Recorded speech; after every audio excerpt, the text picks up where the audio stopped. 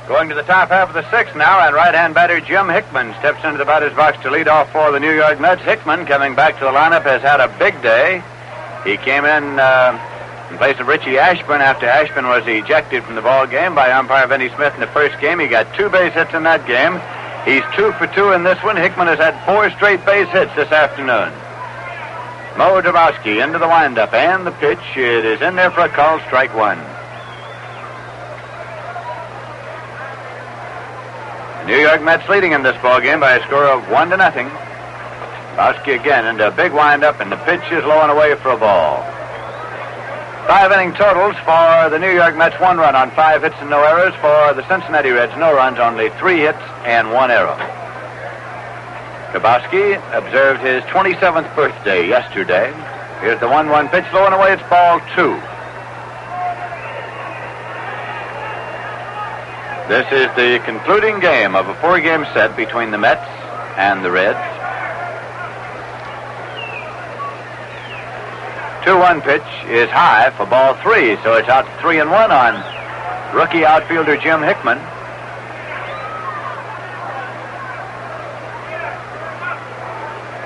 Drabowski takes a moment to turn around and work on the ball. Frank Thomas swinging bats in the on-deck circle for the Mets.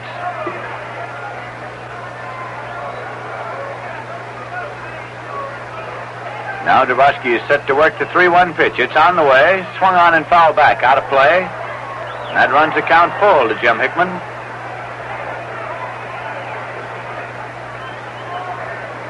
The first game of today's doubleheader, the Mets got out in front early, held a 4-0 lead, and the Reds scored 1, make it 4-1, and then the Reds exploded the ball game in the bottom half of the sixth with 6 big runs and went on to win it 11-4.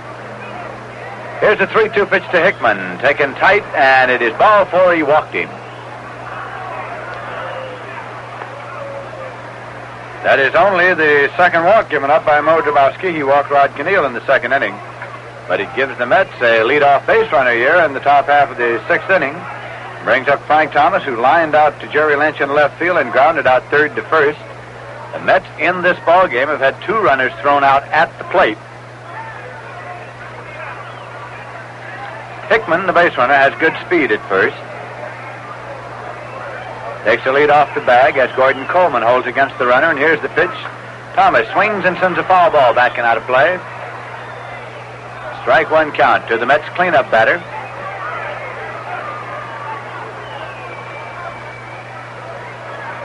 The sun is shining brightly here at Crosley Field now. We had rain for about 3 innings of the first game. The rain began during the big 6-run 6th inning. The pitch to Thomas is low for a ball. It's 1-1.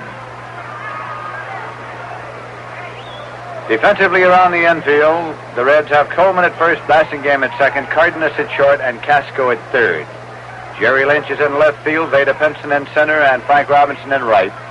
Johnny Edwards the catcher, and Mo Drabowski the pitcher. There's a throw over to first, not in time, as Jim Hickman is back safely. Hickman's been on base 3 times in this ball game. Pitch to Thomas, drill foul. A line shot, hitting against the low wire fence in front of the field boxes down the left field line. 1-2.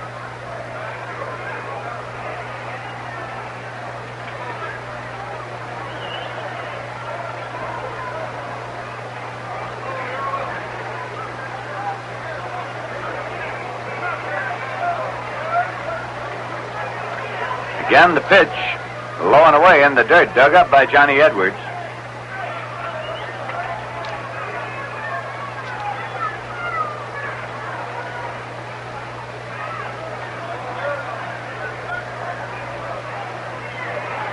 Drabowski looking in to get a sign. Has it now, is into the stretch position as Hickman leads off the bag at first. The 2-2 pitch is a curveball low and away, and it's out full to 3-2. New York Mets have been playing a running game here at Crosley Field this afternoon, so let's see how they play it here now with nobody out. A count of 3-2 to Thomas. And Jim Hickman, the base runner, at first. Drabowski goes over for the rosin bag. Comes back, smooths out the dirt in front of the rubber. Looks in for a sign. Has it. Hickman leads it first. He's running. Here's a pitch drilled into left field, going to be in there for a base hit, and Jim Hickman's on his way to third and holds up as the throw comes to the relay man. Hickman goes back to the bag at second. Jerry Lynch charged the ground ball, came up with it in a hurry, and fired it on to Cardenas, and that forced Hickman to go back to the bag at second. So there are runners at first and second. Nobody out, and first baseman Ed Boucher is coming up. Johnny Edwards has gone out to the mound to check with Mo Drabowsky. And Jim Brosnan is heating up in the bullpen for the Cincinnati Reds. Brosnan has been warmed up a number of times during this series, but has seen no action.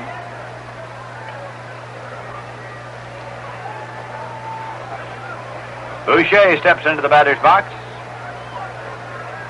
Left-hand batter, and here's the pitch outside for ball one.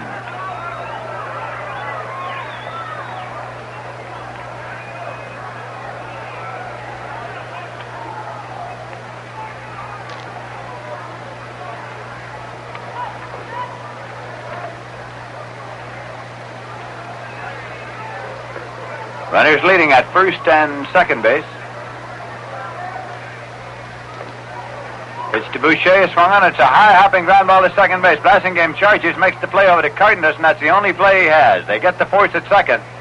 Runners at first and third now with one away.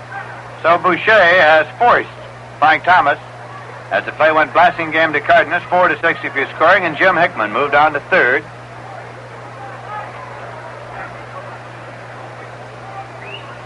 Rod Keneal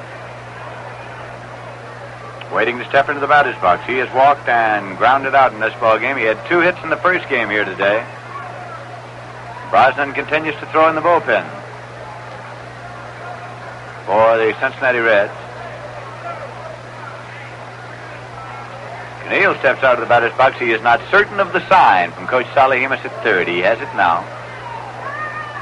The Mets are leading by a score of 1-0 and bidding for more here in the 6th inning. Ball is attempted bunt goes to strike one to Keneal.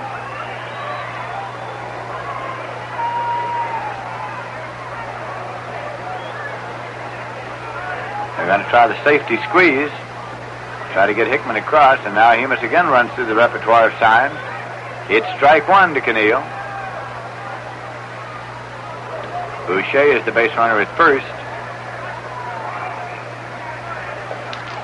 Drabowsky into the stretch, and the pitch to Keneal. Again, he bunts it, and it goes off foul for strike two.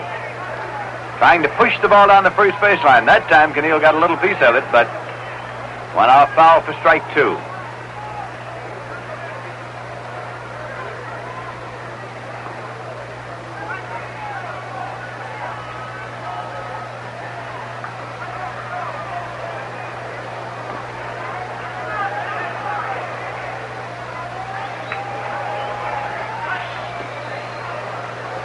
Drabowsky taking a little time out there around the mound. Runners lead at first and third for the Mets. 2-strike pitch to Keneal is high for a ball. It's 1-2.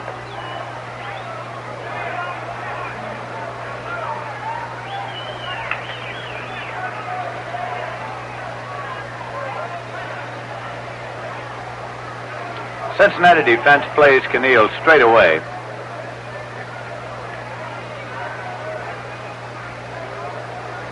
The pitch. Swung on. It's a ground ball to Casco, and he's going to make the play at the plate on Hickman. He is out as he tried to elude the tag of Edwards. Runners at first and second on 2 away as Casco took the ground ball, and Hickman, running on the ground ball, has been thrown out at the plate. It goes 5-2 if you're scoring. Helio Chacon will be coming up. So for the third time in this game, the Mets have had a runner out at the plate. Mets lead by a score of 1-0.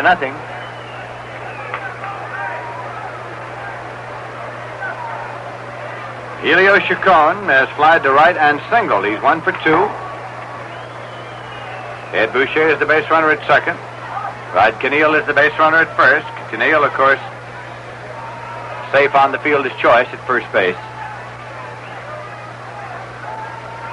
Drabowsky turns and calls time and asks Johnny Edwards to come out to the mound. So his battery mate is coming out.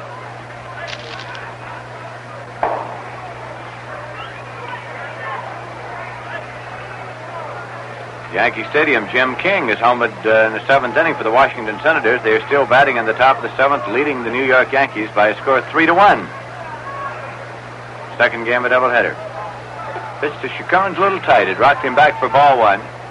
The Washington Senators defeated the Yankees 3-2 in the first game to stop the Yanks' win streak at 9 straight.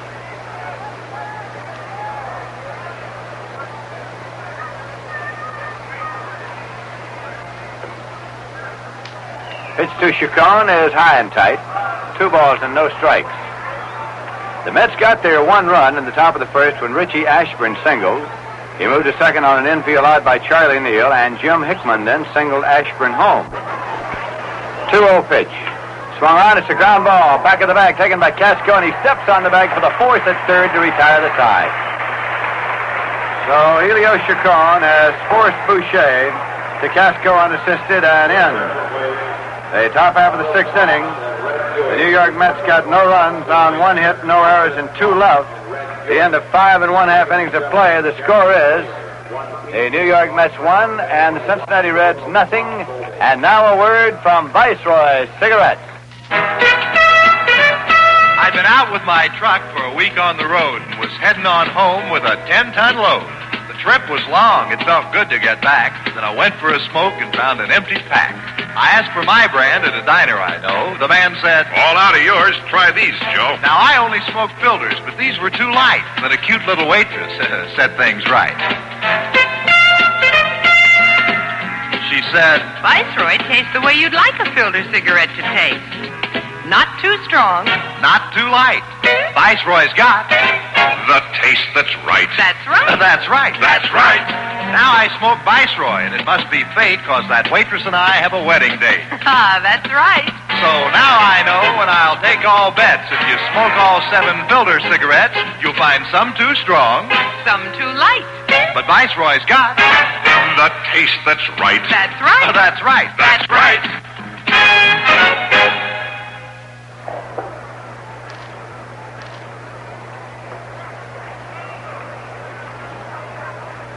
Going now to the bottom half of the 6th inning, and the Cincinnati Reds will send up Leo Cardenas. Pitcher Mo Dravosky scheduled to follow him, and then Eddie Casco.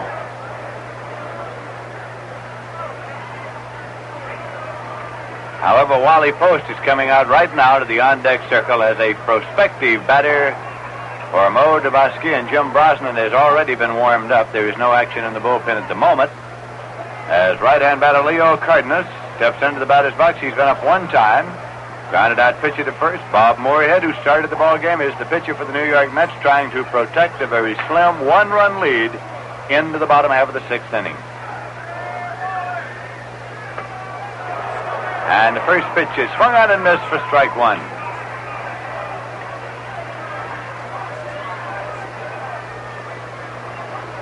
Moorhead goes over to the rosin bag. He has no won or loss record. This is his 4th start of the season. His 27th appearance. Swing and a foul tip off the bat of Cardenas.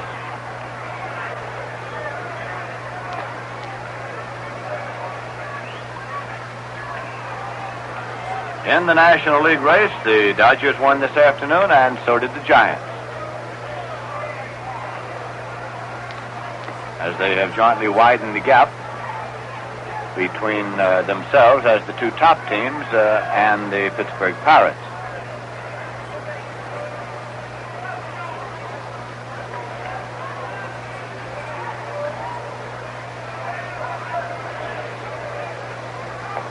Moorhead is set to work. He winds and fires, and the pitch is high and away for a ball. It's 1-2.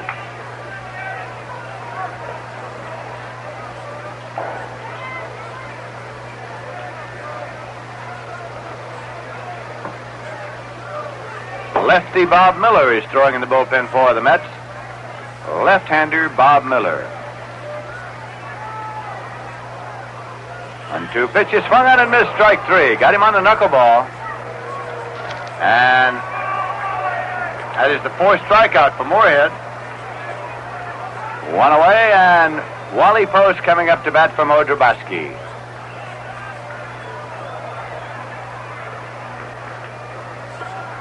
Again, Brosnan is up and throwing in the bullpen. Wally Post. Batting for the Monkeys. Post.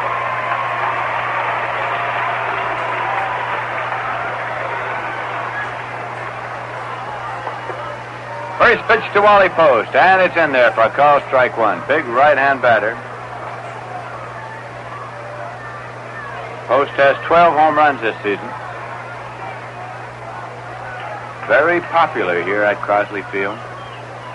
Moorhead's pitch is high for ball.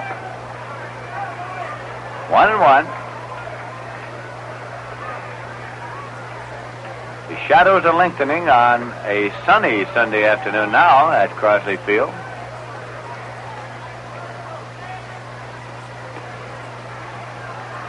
Here's the 1-1 pitch, low and away for ball two. In the top half of the eighth inning at Yankee Stadium, it's the Washington Senators 3 and the New York Yankees 1. Daniels against Boughton.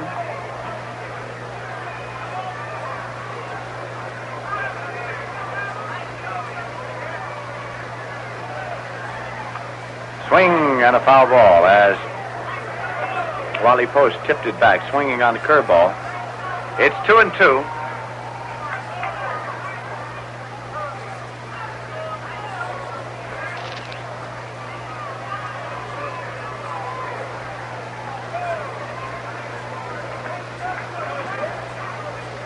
Lefty Bob Miller continues to throw in the bullpen for the Mets. Here's a 2-2 pitch to Wally Post. Curveball, he started to go, changed his mind, took it outside. It's 3-2. So it's a full count.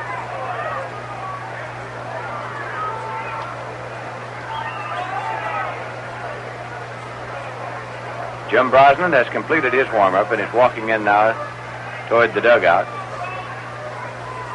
Here's a payoff pitch to Post. Swung on and fouled back. The count holds at 3-2.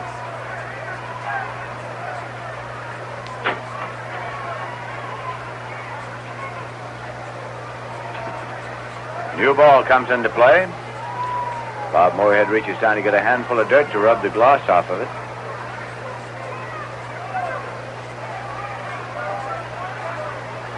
One man out for the Reds, batting in the bottom half of the sixth inning. With the Mets leading by a score of 1-0. Here's a payoff pitch to Post. Outside, he walked him. So the Reds get a base runner on the base on balls, which is the first one given up in this ball game by Bob Moorhead. And it comes with one man out in the sixth inning. We'll bring up Eddie Casco, who is batting leadoff in the batting order. He's been up twice and flied out to center both times.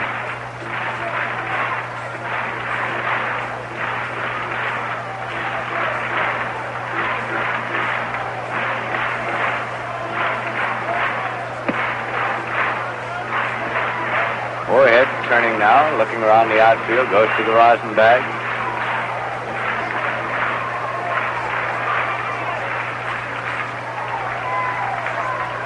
End of the stretch, and the pitch to Casco is sliced into right field, and it's a base hit. Post is on his way to third as Richie Ashburn comes up with the ball. The throw goes to second, runners at first and third. Eddie Casco sliced that one into right field.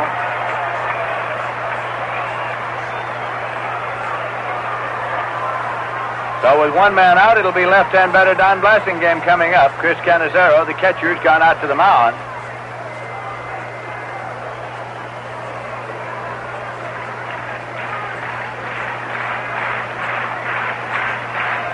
Here's the final score in Houston. The St. Louis Cardinals have defeated the Houston Colt 45s by a score of 3-1. For the Cardinals, 3 runs on 7 hits and no errors. For the Colt 45s, 1 run on 7 hits and no errors. Winning pitcher is Bob Gibson, and the losing pitcher is Bob Bruce.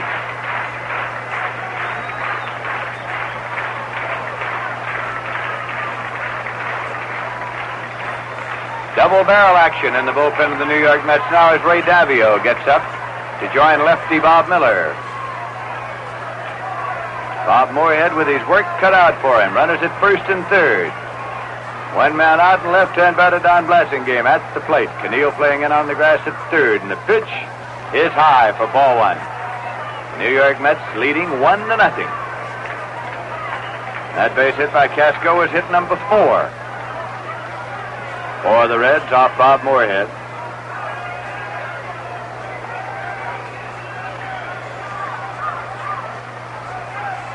Ground ball, a comebacker. He has the runner hung up between third and home. Post is being chased down, tagged up at Canizero. Through the third, Chacon puts the tag on him, not in time. And so Casco is moved to third. And on at first, his blasting game on the fielder's choice. It was a comeback at Moorhead. He had to decide where to make his play, and Post had come down the line. So they had him hung up between third and home. He was out at the plate as Canizero made the tag on him. And then Chacon moved on over ahead of Casco to take the throw, but could not get the tag on Casco in time at third. So their runners at first and third, 2 men out now. And that's still leading by a score of 1-0.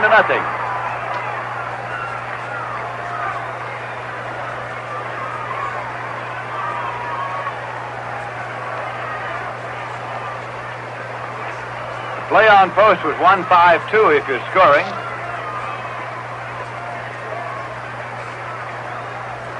Now Veda Penson steps into the batter's box.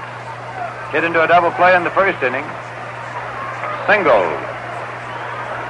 In the bottom half of the fourth inning, left-hand batter.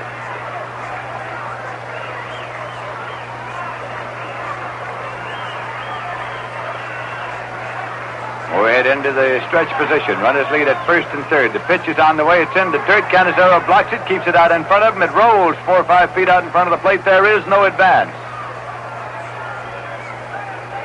Canizero blocking the low pitch.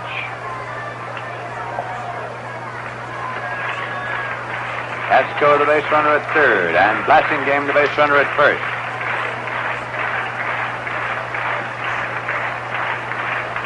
Rod Keneal comes into the mound to say a word to Bob Moorhead.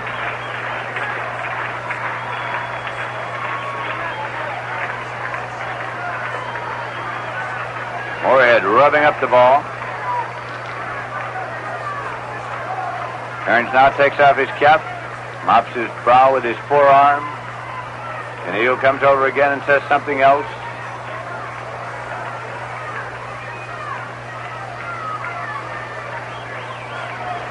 Moorhead now into the set position, and the pitch to Penson. Swung on, it's a high fly ball to deep left center field. Hickman back as far as it could go. It's gone for a home run.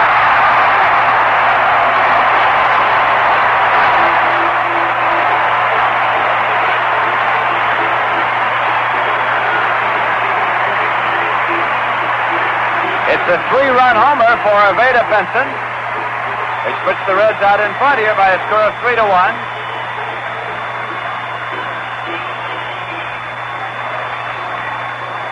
For Veda Penson,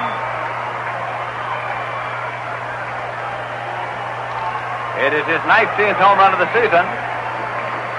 And so with 2 men out now and nobody on base, Jerry Lynch is coming up.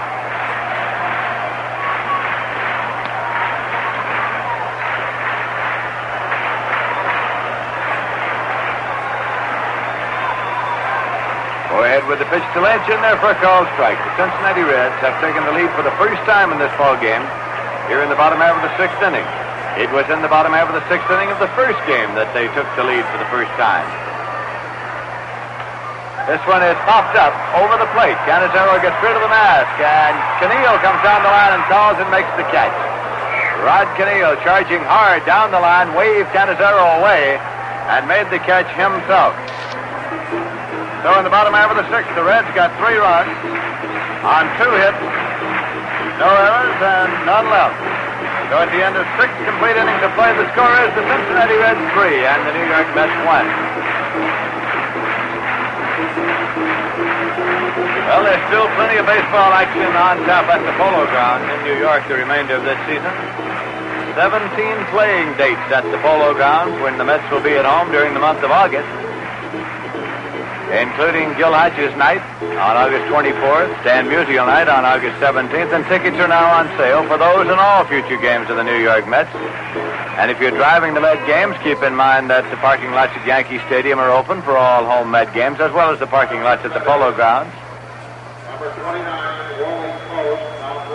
And now for the Cincinnati Reds, Wally Post is staying in the ballgame in left field.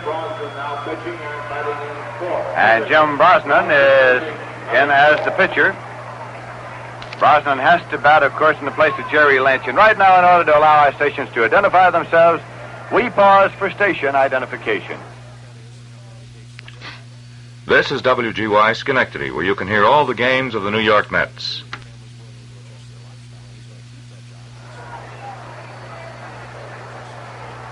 This is Lindsey Nelson with Bob Murphy and Ralph Kiner at Crosley Field in Cincinnati, where we're going to the top half of the seventh inning. Why don't you light up a Viceroy and find out what we mean when we say Viceroy has got the taste that's right. For the Mets in the top of the seventh, Chris Cannizzaro is going to lead off. Double barrel action continues in the bullpen of the New York Mets. Right-hander Ray Davio, left-hander Bob Miller. Gene Woodling coming out to the on-deck circle. The first pitch to Cannizzaro is swung on and missed for strike one. Woodling's coming out to bat for Moorhead, due up next. Mets trail in this ballgame now for the first time. They had scored their one run at the top of the first and made the one run stand up until the bottom half of the sixth inning. It's a call strike to Cannizzaro. He's 1 for 2 in the ballgame, has been on base twice in this game. He was on an error by Jerry Lynch in the top of the fourth.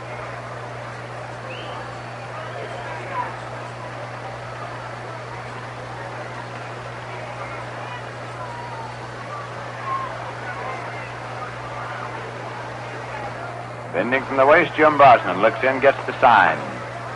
Pitch is swung on and missed, strike three.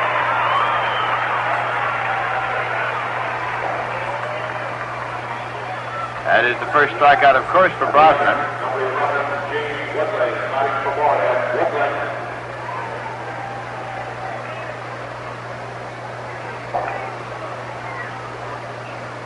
Here is Gene Woodling stepping into the batter's box, left-hand batter.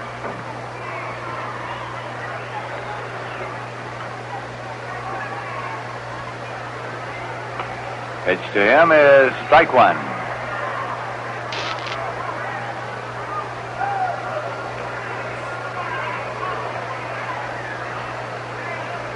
Mo Drabowski worked 6 innings in which he gave up 1 run. On 6 hits, he struck out 2 and walked 2.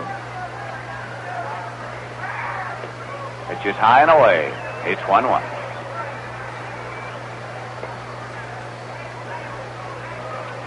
Drabowski, of course, is the pitcher of record in this ball game.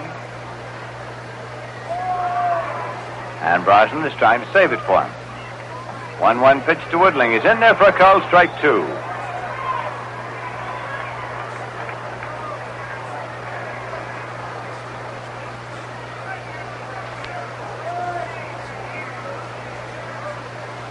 Again the pitch. Hit on the ground to third base, and it's bobbled by Casco. Picks it up, can't find the handle, and on safely at first is Gene Woodling. It is an error on Casco.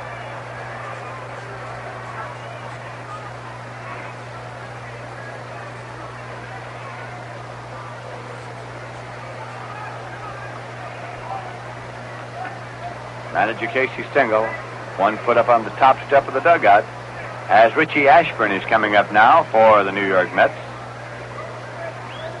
with 1 man out and 1 man on.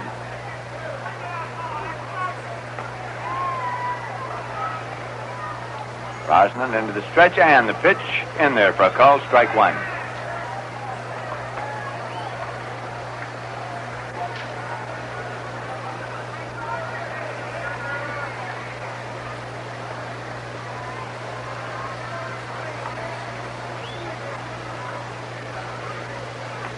Here's a swing and a miss. Strike 2 to Ashburn.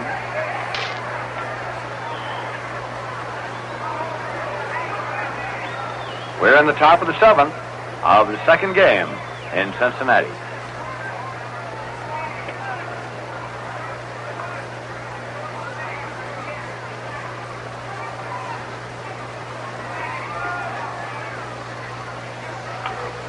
There's a pitch swung on and fouled off. On the roof of the upper deck out of play. Count holds at 2 strikes to Richie Ashburn.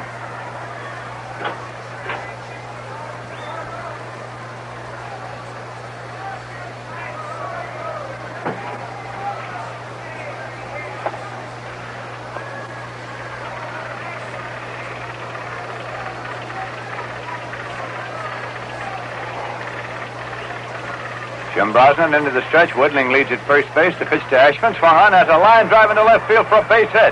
It's getting on by Wally Post. And on his way to third is Gene Woodling. On his way to second is Richie Ashburn. Both runners holding. It is a single and an error on Wally Post in left. Single and an error on Wally Post in left field.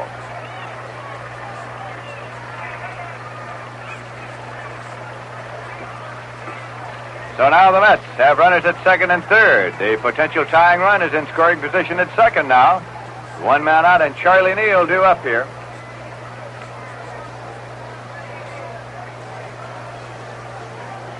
Neal was out there and has been called back to the dugout. And Marv Thornberry is coming out with a bat.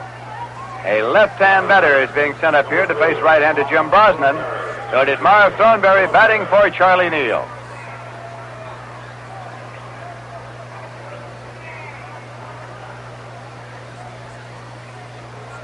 Wally Post was just left in the lineup by manager Fred Hutchinson as a defensive move.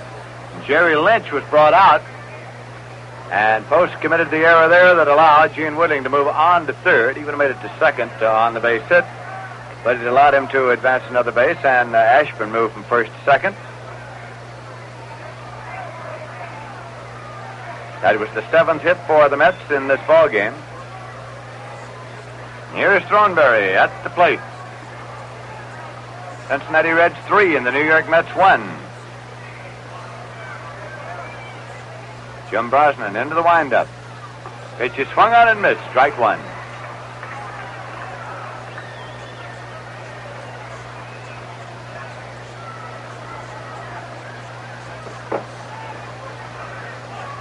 Jim Hickman kneeling in the on-deck circle, due up next for the Mets. Brosnan's pitch is high to Thornberry. It's 1-1.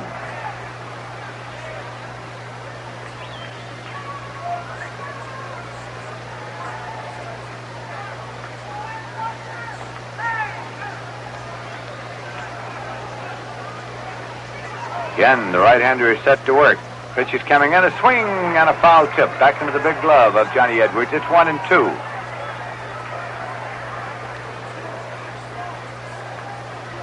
Thornberry outside the batter's box, loosening up a little bit. Now comes back in.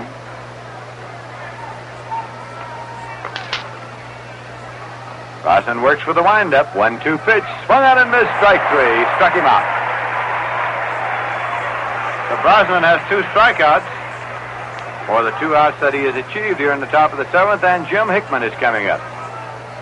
Hickman has been up today 4 times officially and has 4 base hits. 2 in the first game.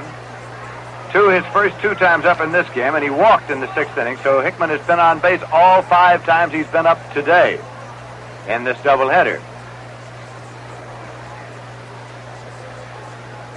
Gene Woodling is at third base and Richie Ashburn at second. And the Reds lead the Mets 3-1.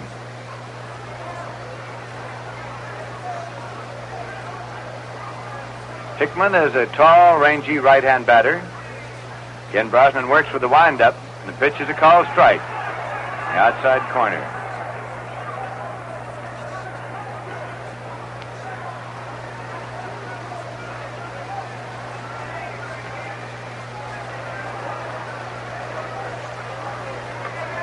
Runners lead at second and third as the pitch is on the way. Swung on and fouled out. Chopped right down into the dirt.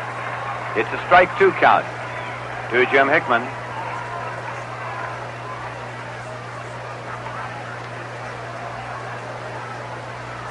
Author pitcher Jim Brosnan working in relief here.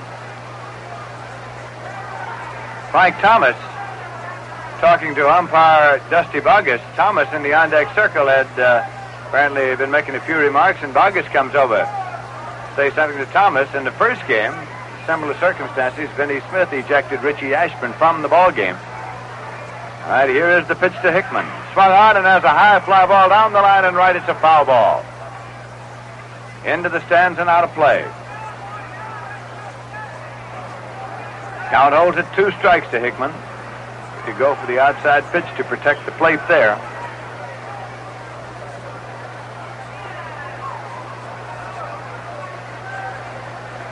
Hickman relaxed in the batter's box. Now he gets set with the pitch on the way. He checked the swing and took it outside for a ball. It's 1-2. Hickman started it and held up in time.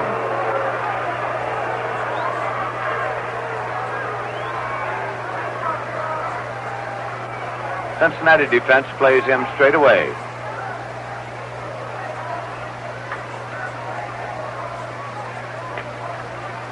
Bending from the waist, Brosnan has the sign, nods affirmatively.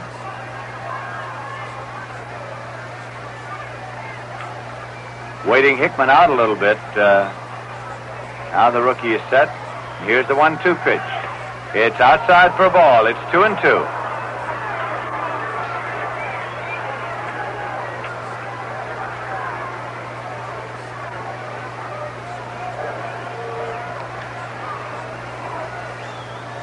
Two men out, runners lead, second and third. The pitch swung on and belted into left field. Post is coming over on the line. It can't make the catch. It's going all the way to the wall.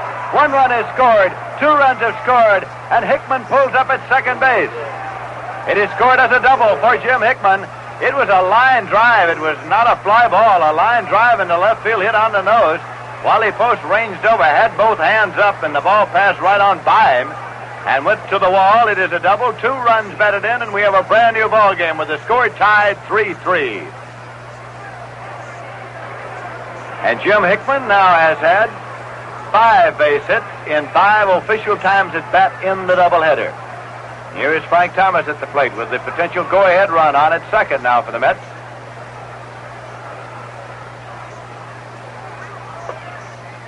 And the first pitch is high to Frank Thomas. The New York Mets battling back here in the top half of the 7th inning.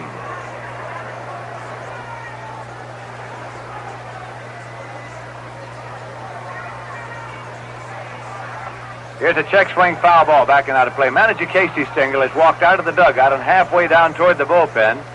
Pitching coach Red Ruffing has met him down there halfway. And pitching coach Red Ruffing and manager Casey Stengel are discussing the move, doubtless discussing the move for the next half inning. As Ray Davio is up and throwing, and the right-handed Bob Miller is up and throwing, and Roger Craig is up and throwing. Roger Craig throwing now. Here is a swing and a miss.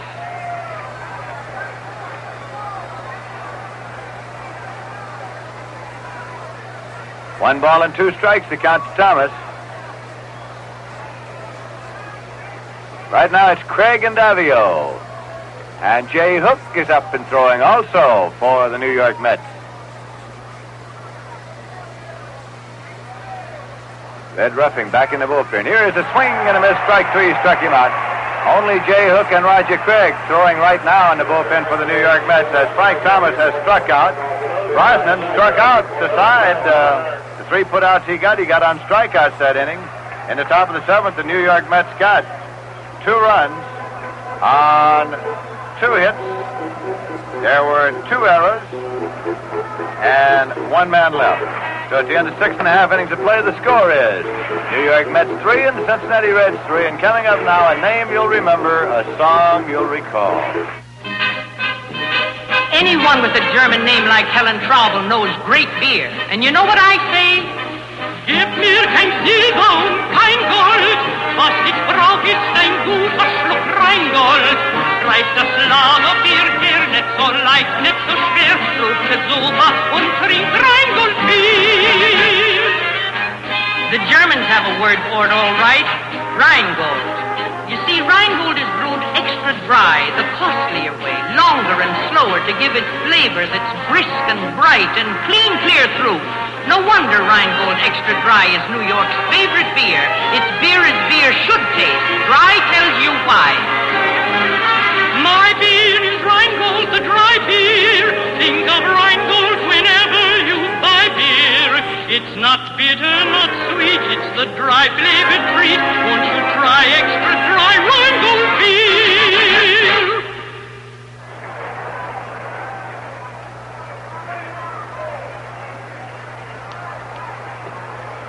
As we go to the bottom half of the 7th inning, the pitcher for the New York Mets is left-hander Bill Hunter, who had already completed his warm-up when Craig and Hook were started throwing. Craig and Hook continue to throw, and Bill Hunter is the pitcher. Now Felix Mantilla is coming to the ball game at second base. You'll recall that Charlie Neal was removed for the pinch hitter. So Felix Mantilla has replaced Charlie Neal, and Mantilla will bat second in the batting order for the New York Mets, and Hunter will bat ninth. Here's Frank Robinson up to lead off for the Cincinnati Reds in the bottom half of the seventh. Left-hander Bill Hunter with the pitch, swung on and fouled back. Strike one.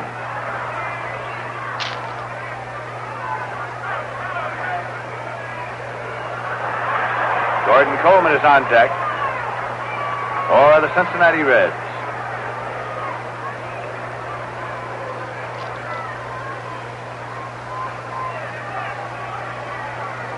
Hunter leaning way over to get a sign.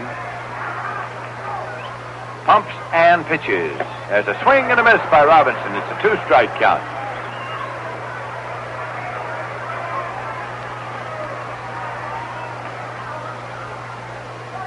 Robinson flied to right and grounded out third to first.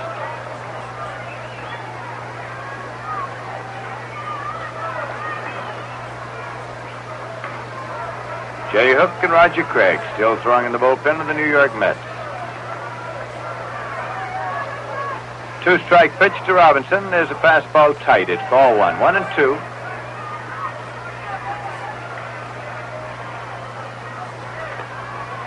Robinson steps back out of the batter's box for a moment. Now comes back in.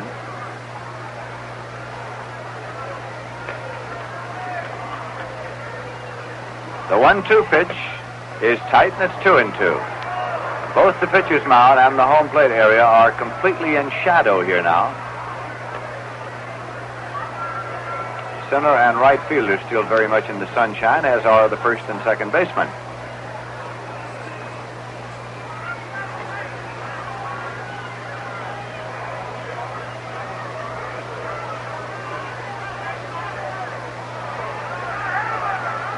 Robinson standing and waiting now for the 2-2 pitch.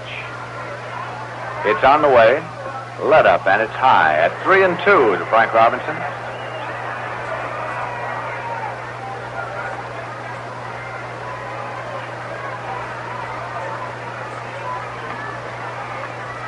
So we'll have a payoff pitch here from Bill Hunter to Frank Robinson, and here it is. Swung on and popped up over the plate, and Canizaro has called.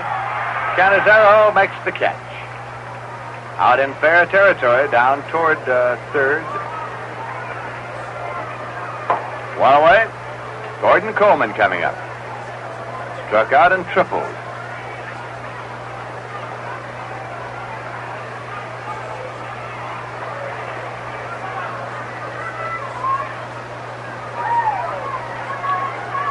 Pitchers of record in this ball game, of course, now are Bill Hunter and Jim Brosnan. Score tied 3-3.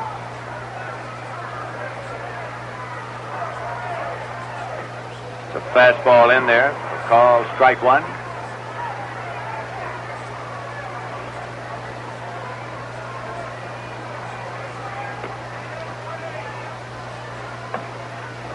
Call strike two.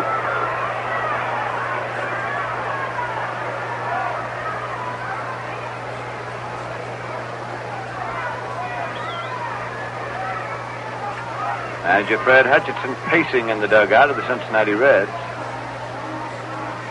Hunter with the 2-strike pitch to Coleman. High and away. It's 1-2.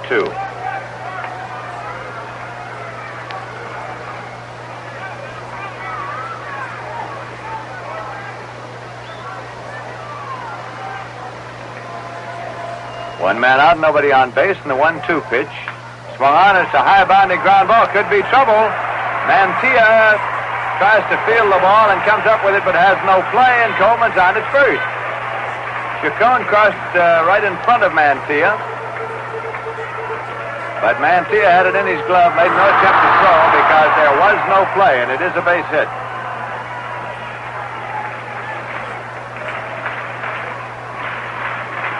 And we'll bring up Johnny Edwards, who has been up twice, and he grounded out first base to the pitcher covering on both occasions.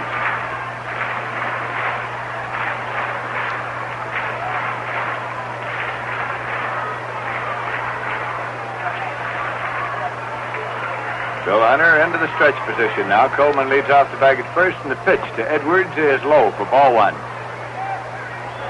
Well, hit by Coleman was just a high chop, and there was no way to play it.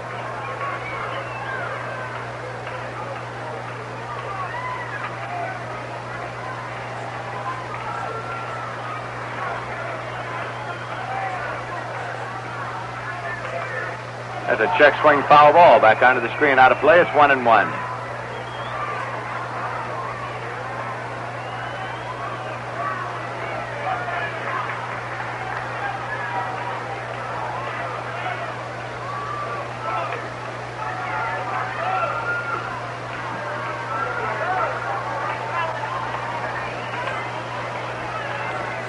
Again, we're set for the pitch.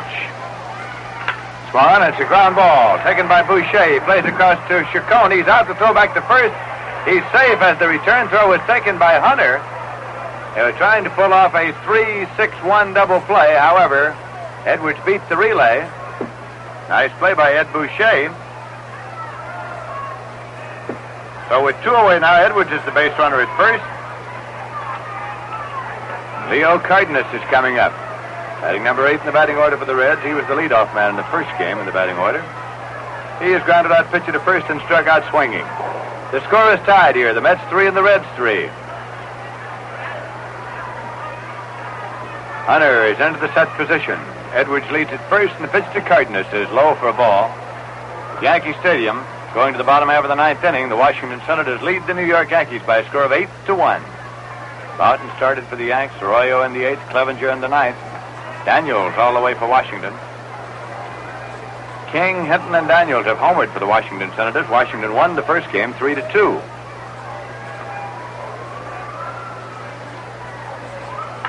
Here's a swing and a foul ball off to the right side. It's out of play.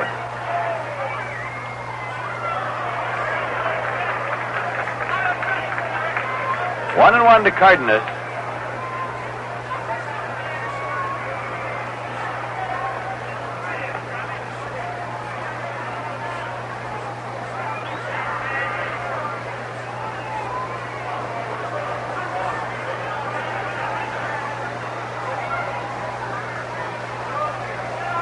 Here's the pitch, swung on and lined out into center field for a base hit. Edwards turns at second and holds on as Jim Hickman comes up with the ball and relays it into Chacon. So there are runners now at first and second, and Wally Post is coming up. He bats number 9 in the batting order. You'll recall he came on as a pinch hitter for Dabowski and stayed in the ballgame, so he bats number 9. In his pinch hitting appearance, he drew a base on balls.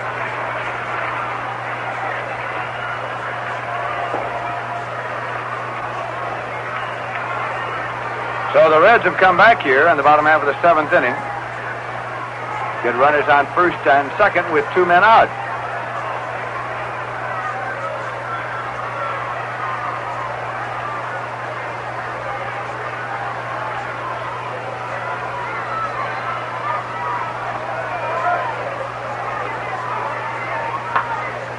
Here's the pitch to the right-hand batter. Fastball in there for a call, strike one.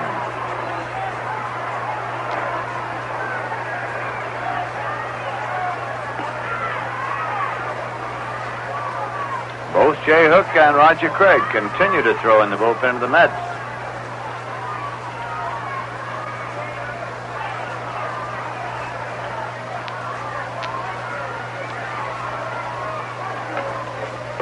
Here's a pitch swung on and missed, and Canizaro lets it roll a few feet away before recovering. There is no advance.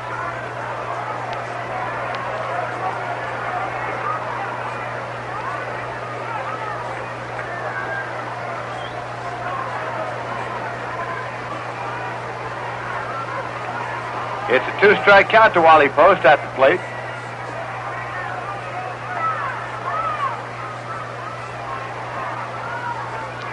Johnny Edwards, the base runner at second, and Leo Cardenas, the base runner at first.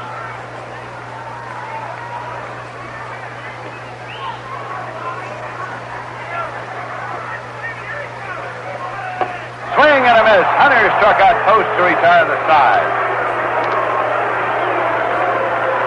So in the bottom half of the 7th, Cincinnati Reds got No runs on 2 hits. No errors and 2 left. So at the end of 7 full innings of play, the score is New York Mets 3 and Cincinnati Reds 3. And right now, let's check scores all around the National League. The San Francisco Giants this afternoon defeated the Pittsburgh Pirates 5-4. Marichal was the winner and Haddock's the loser. Mays got his 28th home run in that ball game. Philippe Ballou homered, Jim Davenport homered, Jose Pagan homered. All for the Giants, and Dick Stewart homered for Pittsburgh. St. Louis Cardinals defeated the Houston Colt 45s 3-1 as Bob Gibson was the winner and Bob Bruce the loser. In the first game of a doubleheader, the Milwaukee Braves defeated the Philadelphia Phillies 11-10 as Don Notabart was the winner and Jack Balshin the loser. Henry Aaron had his 26th home run of the season in that ball game. Roy Sievers homered and Tony Gonzalez homered for the Phils, and Roy McMillan also homered for Milwaukee. In the bottom half of the 8th inning of the second game, it is the Milwaukee Braves 5 and the Philadelphia Phillies 2. It is now Ramon pitching against Jack Hamilton. Adcock and Gonzalez have homered in the ball game. In a ball game that was called at the end of the 6th inning, of 6.5 innings, because of rain, the Los Angeles Dodgers defeated the Chicago Cubs 13-5. Ed Roebuck the winner, Don Cardwell the loser. Home runs by Frank Howard and Larry Burright for the Dodgers, and by Ernie Banks his 24th, and George Altman for the Chicago Cubs. So that's how things have gone in the National League, and right now we are going to the top half of the 8th inning, and coming in here is Ralph Kiner. Okay, Lindsay, and the first pitch to Ed Boucher is fouled straight back for strike 1. Jim Brosnan in as a relief man in the game. It's his game, the score all tied up at 3-3. Brosnan against Bill Hunter.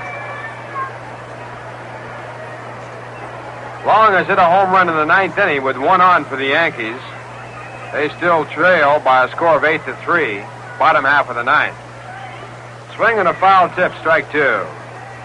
Ed Boucher playing at first base. He is 0 for 3 today.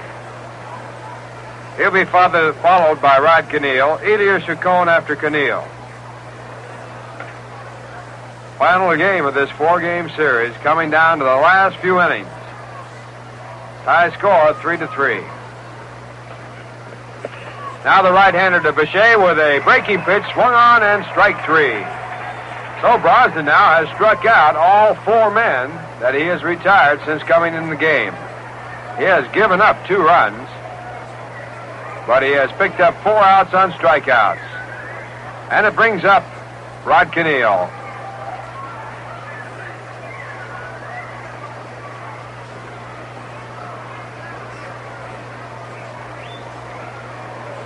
Rod is 0 for 2 in the game, playing at third base. And the first pitch to the right-handed batter is outside and high, ball 1. Jim Brosnan, who relies on the slider more than any other pitch, looking for the sign from John Edwards. Into the big windup and the 1-0 pitch. Hit to center field, a base hit. Coming over, taking the ball on the 4th or 5th hop, Beta Pinson, and Keneal is safe at first base with a base hit. His first of the game, the third given up by Brosnan. And it'll bring up Elias Chacon.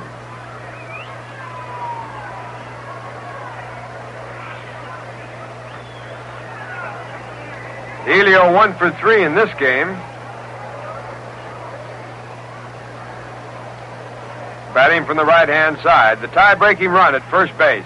1 out, the pitcher Jim Brosnan into the stretch. And the first pitch to Chacon. A slider on the outside corner, strike 1.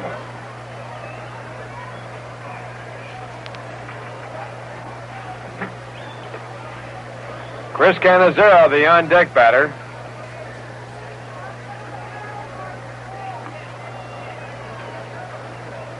Now Brosnan back with a 1-strike pitch. The next one is high, and it pops out of the glove of Edwards, but holding at first base, Keneal. 1 ball, 1 strike. Mets scored first in the first inning.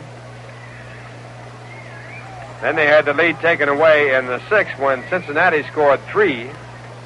But the Mets came back to tie it up in the top of the 7th. Next pitch to Chacon, inside, ball 2. 2 balls and 1 strike with 1 out.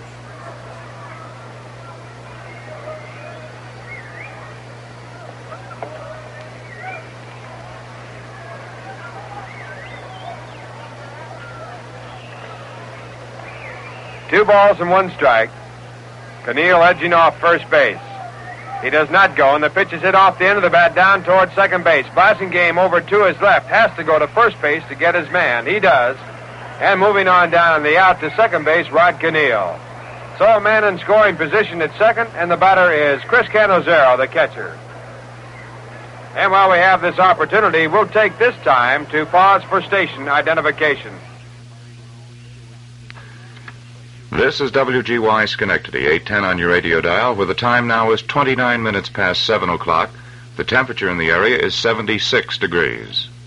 Ralph Kiner along with Lindsey Nelson and Bob Murphy from Crosley Field in Cincinnati. Score all tied up at 3-3, but the Mets with a runner at second base and 2 outs and Chris Cannizzaro the batter. Warming up in the bullpen for the Mets, Vinegar Ben Mizell and Roger Craig. And the first pitch to Cannizzaro is fouled off to the right for strike one. Chris singled his first time up. That was safe on a 2-base error by the left fielder, Jerry Lynch. Then he struck out, so he is 1 for 3. Keneal at second base with a short lead, talking to Stan Landis there, now edging on off. He represents a tie-breaking run. And the next pitch to Cannizzaro, outside, ball one. 1 ball, 1 strike. Jim Brosnan, the second pitcher used in this game, now working on the mound for the Reds.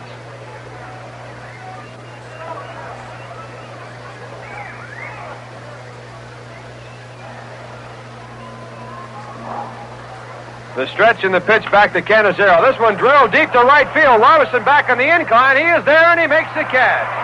Fine play by Frank Robinson in right field to keep the tie score.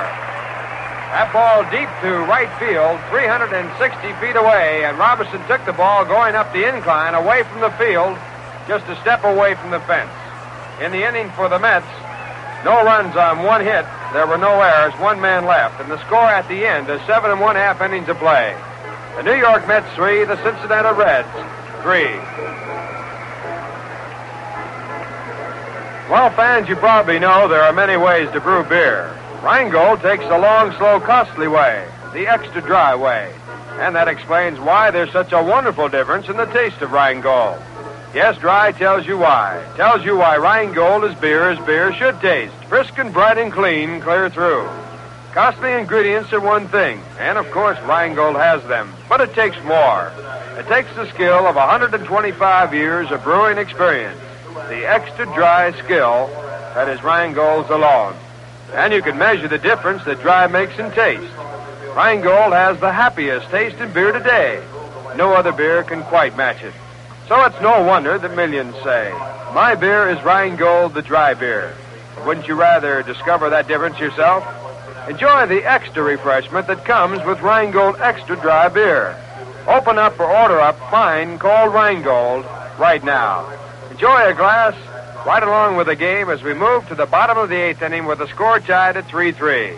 And speaking of scores, here's the final. The Washington Senators swept the doubleheader from the New York Yankees, winning the first game 3-2 and the second game 8-3. In that second game, Benny Daniels going all the way, pitching a 10-hitter. The losing pitcher was the starter for the New York Yankees, Jim Bruton. King hitting, Daniels, and Long home runs in the game. And the Yankees, after winning 9 straight, dumped for 2 by the Washington Senators.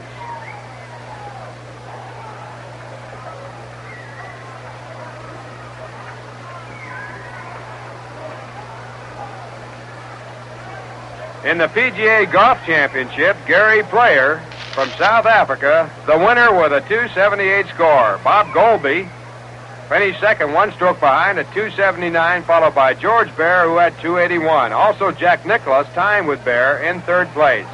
Doug Ford in 5th place, 282, and Bob Nichols, 283. So Gary Player turning the trick in the PGA. Bottom half of the 8th, the score tied 3-3, and the first batter up against Bill Hunter grounds out to short. Eddie Casco going down on the ground to Elio Chacon. So Hunter, who came in the 7th inning, now working here in the 8th with 1 man down. And Don Blasingame comes to bat.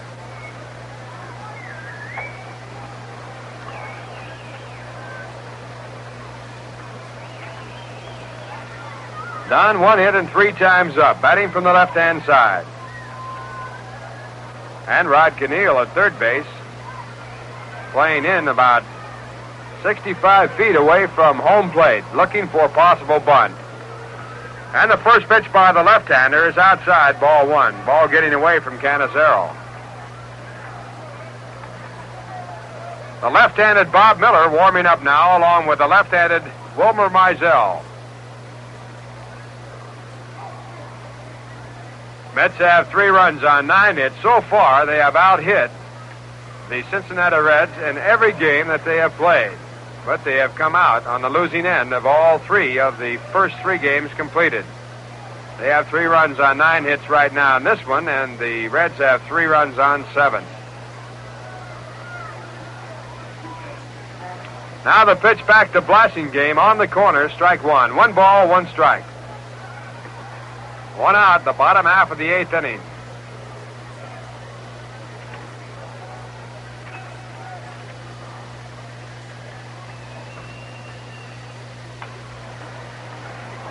The next pitch to Blasingame swung on and fouled into the lower box seats on the third base side. 1 ball and 2 strikes.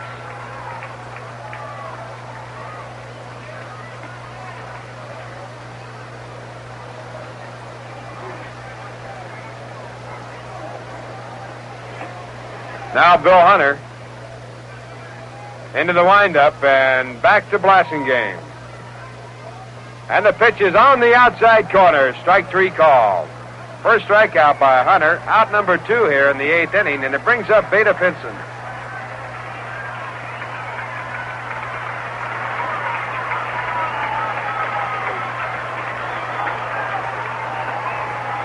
Check that. It's the second strikeout. He picked up a big strikeout on Wally Post to end the 7th inning with 2 men on base. Here's Vada Pinson. 2 for 3, and the first pitch is hit on the ground to Chacon. He charges in, flips underhand to the first base in time, and that retires the side. In the inning for the Cincinnati Reds, no runs, no hits, no errors, and the score through the 8th inning, all tied up at 3-3.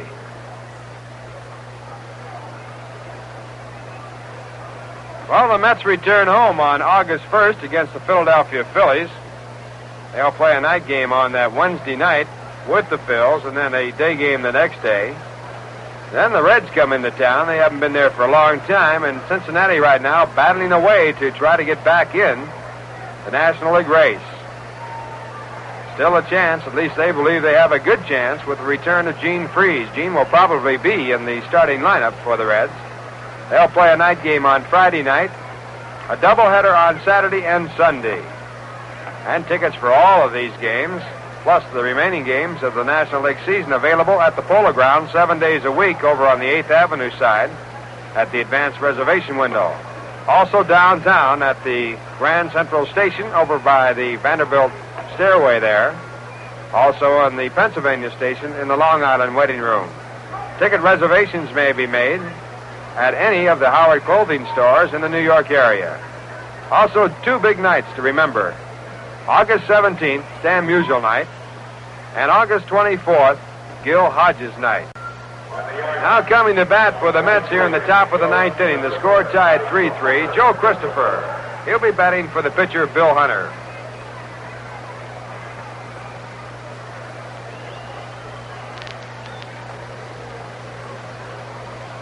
Warming up, Roger Craig and Wilmer Mizell. And on the mound now throwing the first pitch, Jim Brosden. It's a called strike to Christopher, batting from the right-hand side.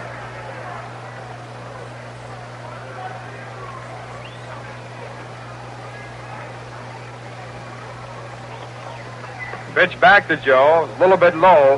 1 ball, 1 strike.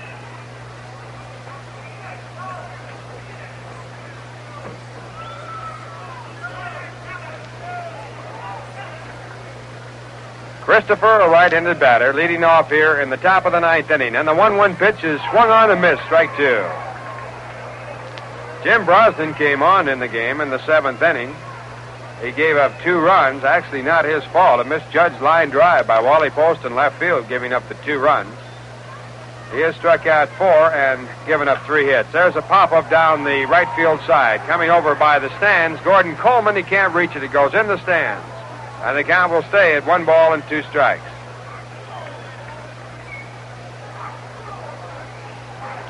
Here's a final score from the coast. The Cleveland Indians broke a 9-game losing streak and defeated the Los Angeles Angels 7-3.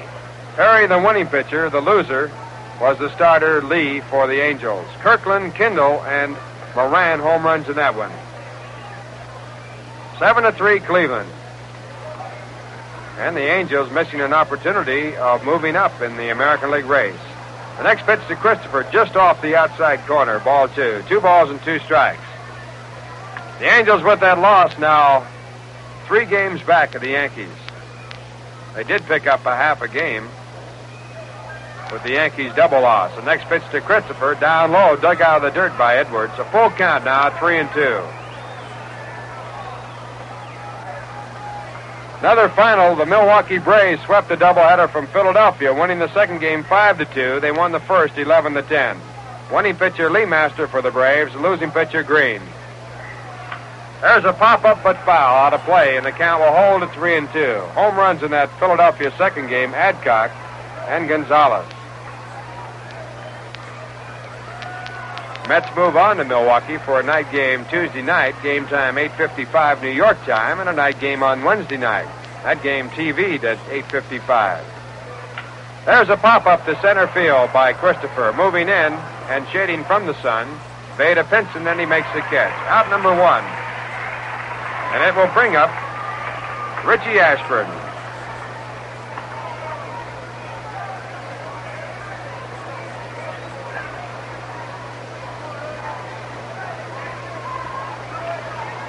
Richie has 2 hits and 4 times up.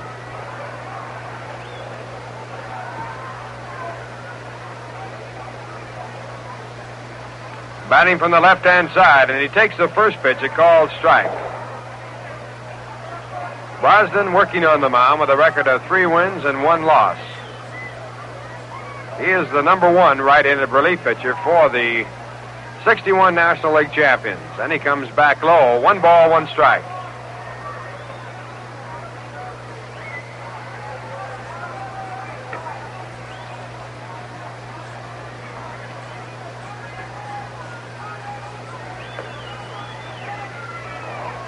The 1-1 pitch to Richie, low for ball 2. 2 balls and 1 strike. All the games completed in Major League play now, except the one right here.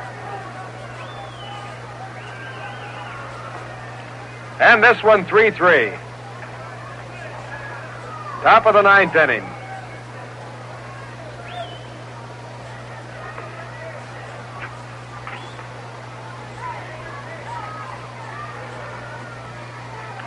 Next pitch to Ashburn, inside, ball 3. 3 balls and 1 strike.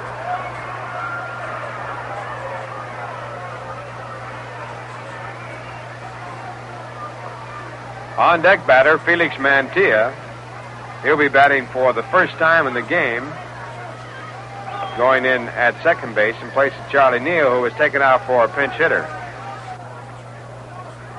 A windup and the 3-1 pitch by Brosnan. Outside, ball 4. Richie gets first base free, and that'll bring up Felix Mantilla. You know, my beer is Rheingold, the dry beer. How about you? Just about enough time to open up or order up a Rheingold before Mantilla comes to bat.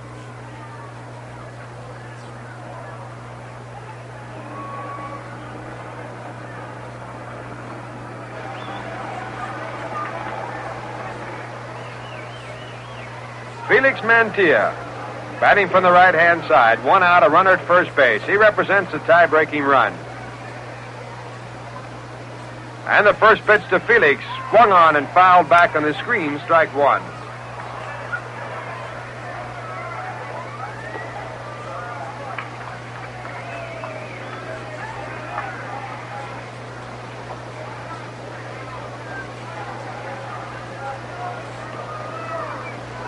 Mets trying to win their first game from the Cincinnati Reds this year. 1 strike pitch to Mantilla outside, a slider, 1 ball, 1 strike. On deck batter, Jim Hickman.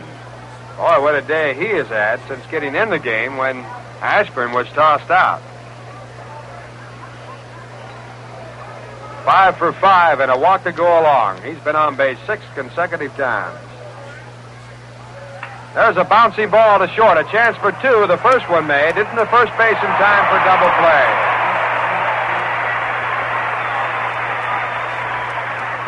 6 to 4 to 3 to retire the side. And in the inning for the Mets, no runs, no hits, no errors, 1 walk, and no one left. And the score at the end of 8 1/2 innings of play. The New York Mets 3, the Cincinnati Reds 3. You know what separates the men from the boys in pro ball? Consistency in the clutch. Yes, day after day, you can count on a real big legger to make the play that's right.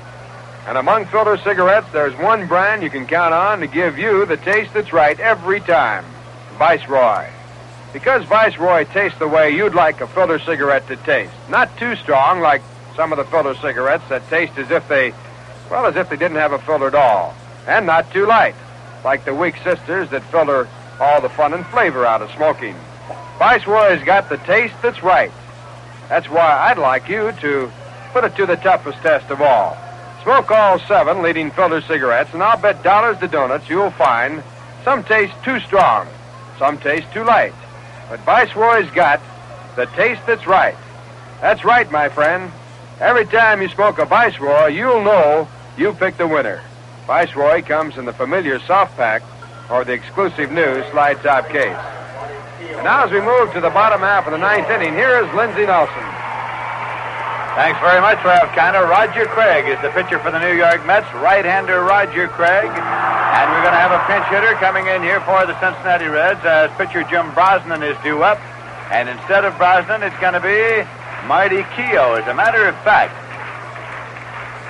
manager Fred Hutchinson sent out Joe Gaines, who stood there a moment and went back to the dugout.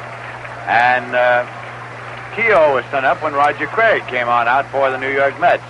So it is left-hand batter Marty Keough stepping in here in the bottom half of the 9th inning as Roger Craig winds and fires, and the pitch is inside for ball 1. Score tied 3-3. Second game of a doubleheader. Dave Sisler throwing in the bullpen now for the Cincinnati Reds with Brosnan out of the ball game.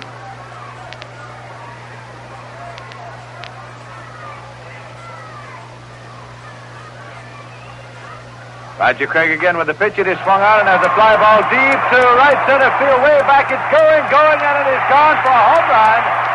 And this ball game is over as Roger Craig stands there with his hands on his hip. He threw only 1 pitch, and Marty Keough hit it out of the ballpark for the run that wins the ball game for the Cincinnati Reds. And now Roger Craig turns and walks dejectedly. Helio Chacon is still frozen in his position at shortstop. He has not moved. He is still looking out into right field. That ball hit well up into the sun deck between the 360 and the 390 signs. And Jim Hickman and Richie Ashburn are walking in slowly now as Keough hits the first pitch into the bleachers in right field for a home run to win it for the Cincinnati Reds. And so in the bottom half of the 9th inning, there was nobody out when the winning run was scored.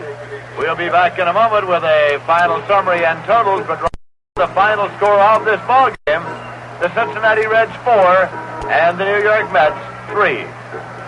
You know, fans, you take a look at modern art, and to the average guy like me, well, some of it's pretty difficult to understand. But let me tell you, there is one modern art that's easy to understand, and that's the modern brewer's art as it's practiced at Rheingold.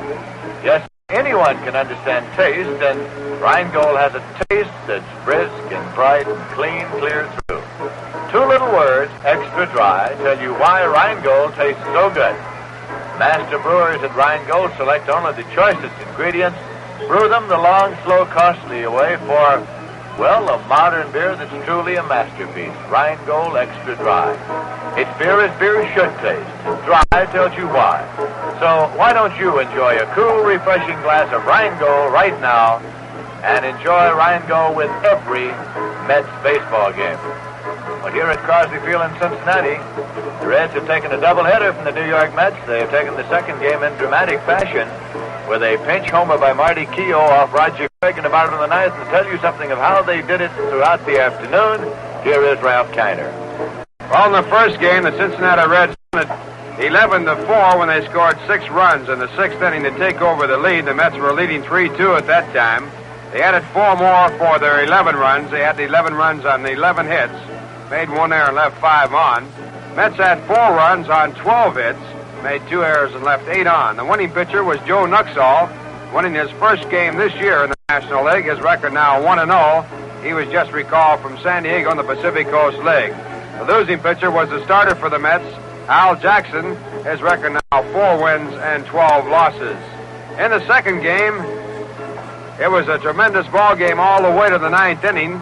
And when Bill Hunter was taken out for a pinch hitter and the Mets failed to score in the top of the 9th inning, the Cincinnati Reds came to bat in the bottom of the 9th, and Casey Stengel sent in Roger Craig, his top pitcher, to pitch in the 9th inning. Craig threw a pitch to a pinch hitter, Marty Keough, batting for Jim Brosnan, who was a pitcher in the game at that time, and Keough hit it deep to right center field for the game-winning home run. Cincinnati 4 runs on 8 hits. They made 3 errors, left 2 men on. The Mets had 3 runs on 9 hits. They made no errors and left 8 men on base. So in the 4 games, the Mets out-hit the Cincinnati Reds in every game, but them all. The Reds sweeping the series, winning the first game 3-1, the second game 5-3, the third game 11-4, and the fourth game 4-3.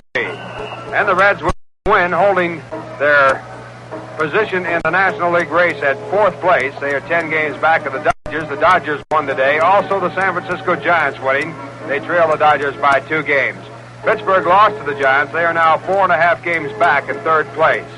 And that's about the story right here. The winning pitcher, Jim Brosnan, his record 4 wins and 1 loss on the season. The losing pitcher, Roger Craig, he has won 5 and now lost 15 games. Bob Moorhead, the starting pitcher for the Mets, was relieved by Bill Hunter. Moorhead worked 6 innings, gave 3 runs, and he also allowed 5 base hits and struck out 4. Bill Hunter worked 2 innings, gave up no runs and 2 hits. For the Cincinnati Reds, Bo Drabowski was the starter. He worked 6 innings, and he gave up 1 run in that time, allowing 6 base hits. Brosnan came on, worked 3, gave up 2 runs and 3 hits. Mets move on to Milwaukee. They off day tomorrow, then play the Milwaukee Braves Tuesday night, game time at 8:55 New York time. They'll play another night game on Wednesday night. That game will be on TV and radio, game time 8:55. Close out the series with Milwaukee on Thursday, and move on to St. Louis for a doubleheader on Friday night, a night game Saturday, and a doubleheader on Sunday. And we'll all be on hand to bring you the remaining action on this road trip. Right now, I'd like to remind you to enjoy fine, cold Rheingold. Rheingold Extra Dry. Those 2 little words, extra dry, tell you why Rheingold is preferred by more New Yorkers than any other beer. Enjoy a nice cold, ice-cold glass of good Rheingold Extra Dry. Now, this is Ralph Kiner saying so long for Lindsey Nelson and Bob Murphy, our statistician Joe McDonald, our engineer Bud Bumbaugh, our producer Joe Gallagher, and for Viceroy. Viceroy's not too strong, not too light. Viceroy's got the taste that's right. That's right. Once again, the Reds winning a doubleheader, 11-4 in the first game and 4-3 in the second game. So long, everybody. This is the New York Mets Baseball Network.